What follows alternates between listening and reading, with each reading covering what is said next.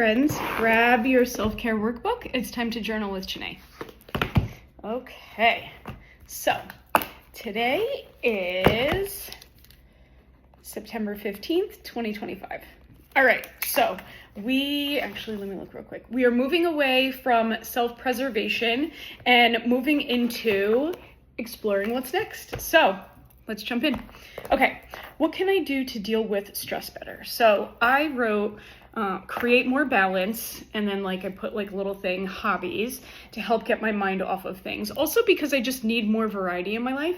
And then I also put less social media. So I think that those are two big things that I could do that would help with some of the stress that I experience on a day-to-day basis. Some of the stuff in terms of work stress is just that's normal. That's why they call it work. But I think it's for me more of the personal stress that gets to me. So, okay, next question. What can I do to improve my quality of life? So I listed a few things here. So I wrote therapy, because I think that therapy is the gift that you give yourself, and I think everybody can benefit from therapy. I also put more time outside. I think that just being in nature and fresh air and sunshine and all that kind of stuff, I feel like that's good for everybody. And then I also put balance/hobbies, because again, I need that variety in my life, and I need non-work or non-family things in my life to, just make it a little more well-rounded.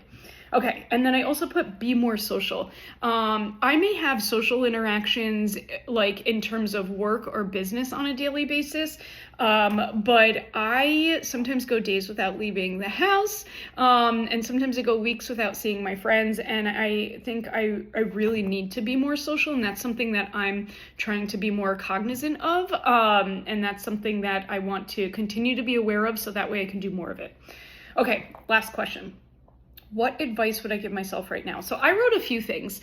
I wrote that I need to remind myself that rest is productive.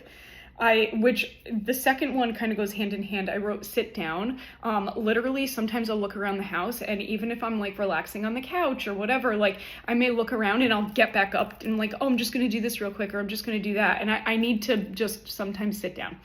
And then the last thing that I put, which is for me, and I think it's also for all of you, I think this is for everybody, is that not having plans does not mean that I'm available.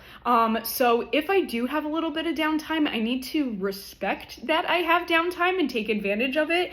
And I need to be able to tell the people in my life that just because maybe I'm relaxing, it doesn't mean that I'm free. So yeah, here we go. What's next for you? Time to lock in.